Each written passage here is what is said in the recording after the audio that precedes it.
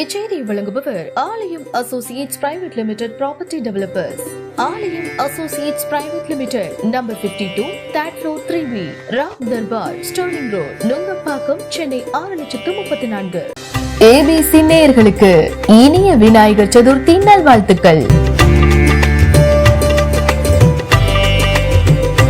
குருவே சரணம். அனைவருக்கும் வணக்கம். காலையிலிருந்தே நிறைய தகவல்களையும் செய்திகளையும் தொடர்ந்து என்னால் பார்க்க முடிகிறது. நிறைய பேர் ஃபோன் பண்ணி பேசியிருந்தீங்க. ஒரு சில பேர் நிறைய மெசேஜஸில் இந்த மாதிரிலாம் உங்களை பற்றி பேசுகிறாங்கண்ணா எப்படின்னான்னு சொல்லி நிறைய தகவல்களை தமிழ்நாடு ஊடகம் எங்கும், இந்தியா ஊடகம் எங்கும் ஆல்மோஸ்ட் பார்க்க முடிகிறது.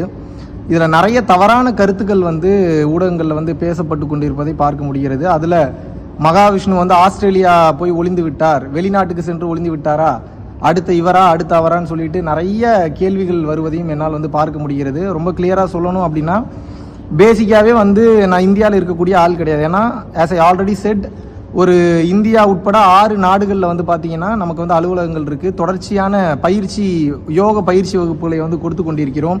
நிறைய ஃபாலோவர்ஸ் இருக்காங்க. ஸோ அந்த கடமைகள் இருந்ததுனால அந்த அசோக் நகர் பள்ளியில் காலையிலையும் சாயந்தரம் பார்த்தீங்கன்னா மத்தியானம் சைதாப்பேட்டை பள்ளியிலையும் அந்த ஒரு நிகழ்ச்சி முடிஞ்ச உடனே இம்மிடியேட்டாக கிளம்பி அடுத்த நாளே நான் ஆஸ்திரேலியா வந்துட்டேன். அது பல பேருக்கு தெரியும். யூடியூப் சேனல் பரம்பொருள் ஃபவுண்டேஷன் நீங்கள் போய் பார்த்தீங்கன்னா அதில் ரொம்ப கிளியராக நம்ம எப்போ வந்தோம்ல முதற்கொண்டு எல்லா ஷார்ட்ஸுமே இருக்கும், எல்லா வீடியோஸுமே இருக்கும். ஸோ இது ஓடி ஒளிவதற்கான ஒரு விஷயமே கிடையாது. எதற்காக நாம் ஓடி ஒளிய வேண்டும்? இப்போ ஓடி ஒளியக்கூடிய வகையில் என்ன நான் தவறான கருத்தை சொல்லிவிட்டேன். விளக்கம் கொடுப்பதற்காக மட்டும் இல்லாமல், இப்போ இன்னைக்கு சாயந்தரம் போல் ஒரு நியூஸ் ஒன்று பார்த்தேன். என்ன அப்படின்னா, சைதாப்பேட்டை காவல் நிலையத்தில் மாற்றுத்திறனாளிகள் சங்கத்தினை சேர்ந்த நிறைய பேர் புகார் கொடுத்துருக்காங்க. ஸோ அதை அடிப்படையாக வைத்து முதல் தகவல் அறிக்கை, எஃப்ஐஆர் ரிப்போர்ட்டுன்னு சொல்லுவாங்க. ஸோ அதை அடுத்து காவல்துறை பதிவு பண்ணியிருக்காங்களா இல்லை பண்ண போகிறாங்களான்னு தெரில.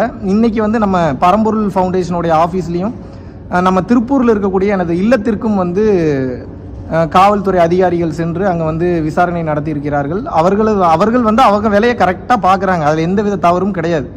இப்போ நான் என்ன சொல்கிறேன் அப்படின்னா, இந்த மாதிரியான சூழ்நிலையில் இப்போது நல்லா புரிஞ்சுக்குங்க. நாளைக்கு மத்தியானம் நான் ஃப்ளைட் போட்டிருந்தேன் எங்கே, சிங்கப்பூருக்கு. ஏன் அப்படின்னா 8ஆம் தேதி எனக்கு ஒரு நாள் வகுப்பு சிங்கப்பூரில் கிளாஸ் இருக்குது. மோரோவர் நான் ஆஸ்திரேலியாவிலே தங்கணும்னு நான் நினச்சா கூட 3 மாதம், அதாவது 3 வருஷம் விசா கொடுத்துருக்காங்க. ஈச் அண்ட் எவ்ரி என்ட்ரிக்கு என்னால் 3 மாதம் எளிமையாக ஸ்டே பண்ண முடியும். நான் யாருக்கு என்ன ரீசன் சொல்லணும்னு அவசியம் இல்லை. Australian government is allowing me to stay here. Moreover Australian கவர்மெண்ட்டில் பார்த்தீங்க அப்படின்னா, இப்போ பரம்பொருள் யோகம் பிரைவேட் லிமிடெட்னு சொல்லி நம்ம நமது மெடிடேஷன் சென்டர் ஓப்பன் பண்ணி ரெஜிஸ்டர்டு கம்பெனியாகவும் ரன் பண்ணிட்டு வரோம். So we have official rights here to live. So இத்தனை ஆப்ஷன் இருந்தாலும் கூட இப்போ 8ஆம் தேதி சிங்கப்பூரில் கிளாஸ் இருக்குது. அதை முடித்தவுடன் பார்த்தீங்கன்னா துபாய் மறுபடியும் ஒரு 5 நாள் அங்கே பயணம் இருக்குது. துபாயில் 1 நாள் வகுப்பு இருக்குது. அதை முடித்தவுடன் பார்த்தீங்கன்னா ஒரு 8லேருந்து 10 நாள் மொரிஷியஸில் பார்த்தீங்கன்னா வகுப்பு இருக்குது. ஸோ இத்தனையும் கடந்து நான் லேட்டராக என்னால் தமிழ்நாடு வர முடியும். ஏன்னா ஆல்ரெடி இந்த பிரச்சனை எஸ்கலேட் ஆகி இது மக்களிடத்தில் வரும்போது பார்த்தீங்கன்னா நான் ஆஸ்திரேலியாவில் தான் இருக்கேன். நான் ஆல்ரெடி அனௌன்ஸ் பண்ண மாதிரி முன்னாடியே கிட்டத்தட்ட ஒரு 8-9 நாள் முன்னாடியே ஆஸ்திரேலியா வந்தாச்சு. பட் இந்த மாதிரியான சூழ்நிலையில், இந்த மாதிரியான சமயத்தில் நாம் நமது நாட்டில் இருப்பது தான் உண்மையான விஷயமாக இருக்கும். அது மட்டும் இல்லாமல் இதற்குண்டான விளக்கத்தையும் கொடுக்கலாம் என்று நான் இருக்கிறேன். ஸோ அதனால் நான் என்ன முடிவு பண்ணியிருக்கேன் அப்படின்னா, நாளை அதாவது 7ஆம் தேதி மதியம் 1:10 அளவில் பார்த்தீங்கன்னா சென்னை விமான நிலையத்தை வந்தடைகிறேன். ஸோ காவல்துறைக்கு எந்தவித கடினமும் இருக்கக்கூடாது. தமிழ்நாடு காவல்துறை மீதும் இந்தியாவினுடைய சட்டத்திட்டங்கள் மீதும் மிக அதிக நம்பிக்கை உள்ளவன் நான். இந்தியாவினுடைய சட்டத்திட்டங்களை பெரிதும் மதிப்பவன் நான். சட்டத்திட்டங்களுக்கு கட்டுப்பட்டு வாழ்பவன் நான். ஸோ அதன் அடிப்படையில், அந்த தார்மீக அடிப்படையில், காவல்துறை மீது இருக்கக்கூடிய நம்பிக்கையின் அடிப்படையிலும், அது மட்டும் இல்லாமல் மாண்புமிகு பள்ளிக்கல்வித்துறை அமைச்சர் அன்பில் மகேஷ் பொய்யாமொழி ஐயா அவர்கள் நிறைய பேசியிருந்தார். அதை பார்க்க முடிகிறது. அவரது கோபத்தையும் அவரது சீற்றத்தையும் என்னால் மிக தெளிவாக காண முடிகிறது.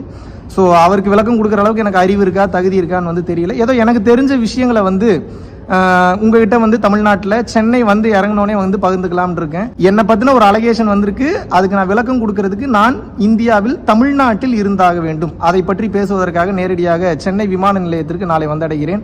ஸோ எல்லாம் வல்ல பரம்பொருளாகிய இறைவனும் சரி, எனது அப்பன் காஞ்சி விஸ்வநாத சுவாமியும் சரி எனக்கு சொல்லிக் கொடுத்தது ஒரு மாபெரும் உலக ரகசியம், மாபெரும் யோக ரகசியம், மாபெரும் பிரபஞ்ச ரகசியம் ஒன்றே ஒன்று தான். என்ன அப்படின்னா சரணாகதி. ஸோ அந்த வகையில் வந்து பார்த்தீங்க அப்படின்னா இறைவன்கிட்ட சரணாகதி பண்ணிட்டு நேரடியாக உங்கள் அனைவரையும் வந்து சந்திக்கலான்னு இருக்கிறேன்.